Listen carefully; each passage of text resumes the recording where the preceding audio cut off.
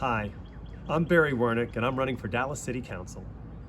Before the election day, Saturday, June 5th, I wanted to share some things about me that you may not have known. I wasn't born with a silver spoon in my mouth. I didn't have a trust fund or some big inheritance. And I didn't have a last name and connections that would help me get ahead. Nothing was given to me. Just like most of us, everything I achieved, I earned. You see, I was raised by a single mother. When I was 7 years old, my father left my family and left my mother with 4 boys and no child support. Some people felt sorry for us. They believe he left us with nothing. But that couldn't be further from the truth, because we had each other. From the day he left us, my mother made sure we understood that we were not victims. She instilled in us the importance of family, faith, and of course, hard work.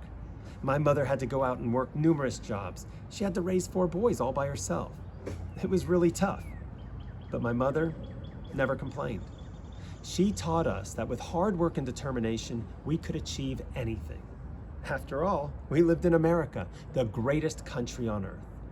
My brothers and I all felt the need to contribute. I had a paper route for a while, and one of my first jobs was sacking groceries at Tom Thumb Page over at Meadows Central. And I studied hard because I had to. My mother always made education a top priority. So when I was accepted into St. Mark's, my family was really proud of me. It was one of the best schools in the country.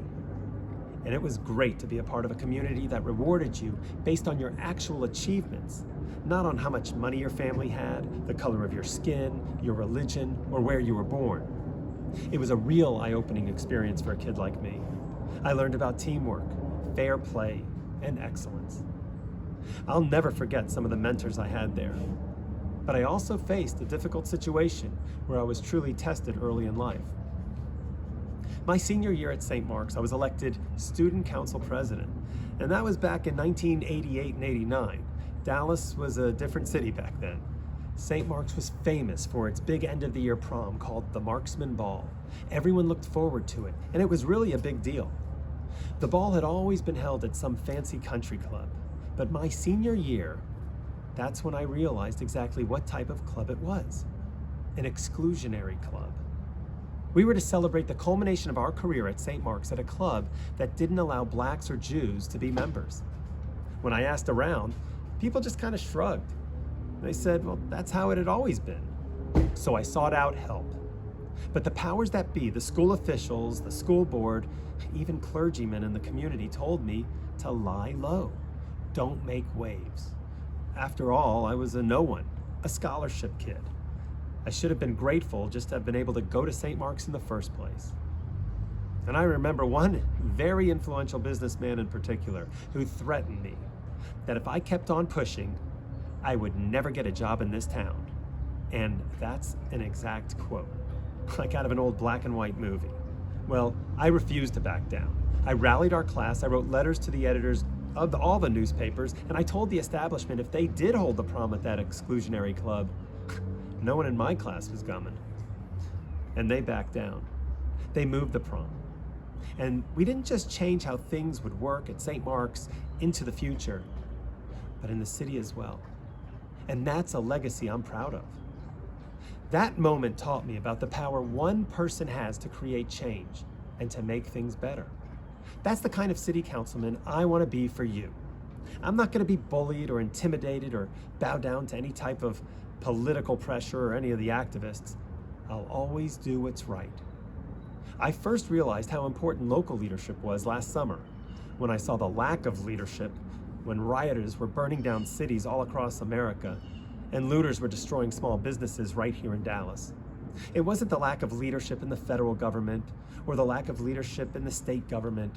No, it was the powers that be at the local level, so-called leaders like my opponent, who justified the rioting and looting by pushing the no justice, no peace narrative, or by telling white Jews to wake up, that we are somehow part of the problem. That's when I realized that we had a major problem, not just in other cities around the country, but right here at home. And that's why I got in the race. At 18 years old, I was just a high school kid. But even then, I knew what was right, and I did what was right, and I stood up to the establishment. Since graduating from St. Mark's, the University of Texas, and SMU Law School, I've worked all over the world and country as an entrepreneur and an attorney mediator. I've even worked in the entertainment industry, producing films which brought hundreds of jobs and millions of dollars to the local economy here in Dallas. I'm proud of what I've achieved through my hard work. But the hard work is just beginning. First, we need a councilman who understands what hard work means. Someone who is in touch with the people. Someone who stands on principle. Someone who won't sell out his people for a few extra dollars or a few extra votes. Someone who will do what is right and listen to his constituents, as opposed to worrying about what the Dallas Morning News has to say or what her friends may call her. It's time for new leadership. It's time for strong leadership. It's time for leadership we can trust. I want to be your city councilman. That's why I'm asking you for your vote. Now get out and vote on Election Day, Saturday, June 5th. Together, we can make Dallas safe and strong.